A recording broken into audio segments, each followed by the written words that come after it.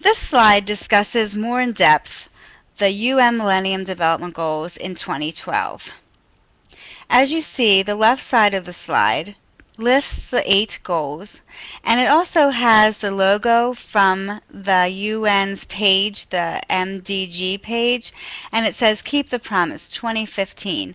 So that is the idea that by 2015 they will have eradicated extreme poverty and hunger, achieved universal primary education, promoted gender equality and empowered women, reduced child mortality, improved maternal health, combated AIDS, ensured environmental sustainability, and developed a global partnership for development. The right side of the slide discusses the impact on pharmaceutical firms of these goals being accomplished.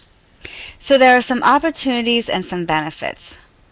The opportunities are that in trying to accomplish these goals, pharmaceutical companies can develop and capitalize on vaccines and drugs to reduce child mortality, AIDS, and malaria. And once these goals hopefully are accomplished in 2015, the pharmaceutical companies will be able to focus on prevention of disease. Some benefits are that we will be able to capitalize on the improvement of the world's health, because that means as the world's health has improved, there's a new market for the pharmaceutical firms. And in addition, there's a bigger pool of potential scientists to recruit and train. So in 2012, there will be a shift of pharmaceutical focus.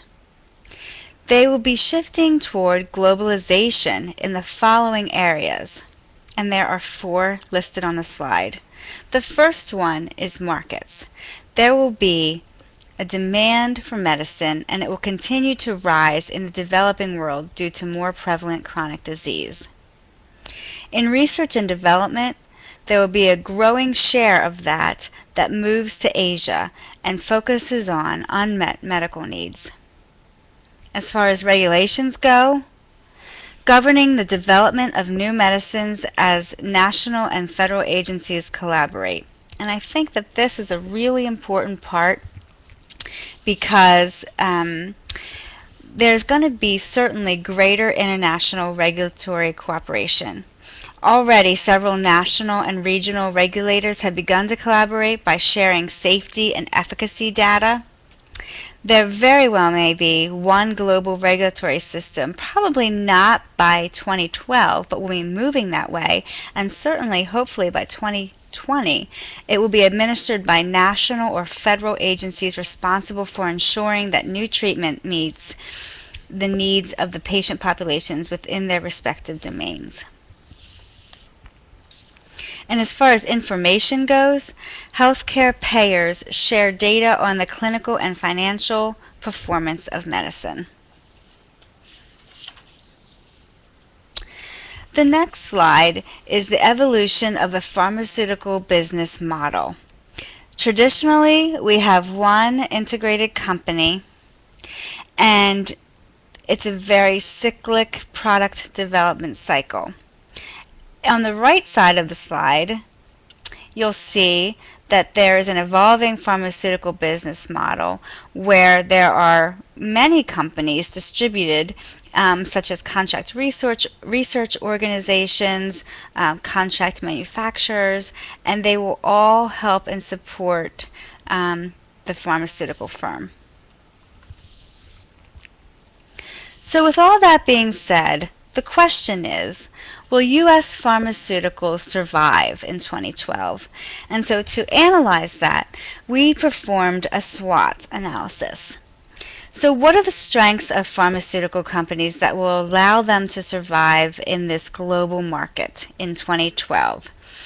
And we thought that the good news is we already have global presence around the world, so it won't be that much of a stretch to go into even more countries and set up our companies there. However, the weaknesses that we identified are that we do not capitalize well on local talent in those countries to bridge the cultural gaps.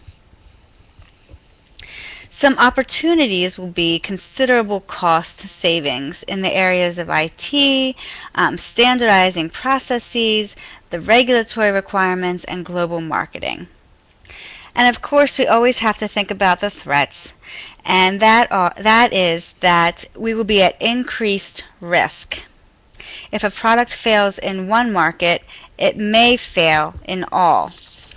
So what is our conclusion with this SWOT analysis? The conclusion is that yes, we will survive, and in fact we may even thrive if drastic changes are made in bridging cultural gaps, operating a leaner and more flexible cost structure, and mitigating increased risk. So with all that being said, what are companies currently doing in order to teach employees about cultural differences, so that by 2012 we will understand why and how we are different? We will be able to explore cross-cultural dimensions, we'll be able to identify cultural behaviors, and we'll be able to maximize global effectiveness. In doing those things and being prepared and thinking of strategies of dealing with other cultures, other companies in those developing countries that we can collaborate with, we will be much more successful if we go into it kind of breaking down those cultural barriers so that everyone understands the history, the politics, the geography of that partner culture. So in summary, for part one, the global market will continue to rapidly change and grow. Pharmaceutical companies will experience a rapid shift to globalization in nearly every business area. And finally, by 2012, U.S. pharmaceutical firms will have invested time, training, and promoted cross-cultural experiences so that employees can operate successfully in a global environment.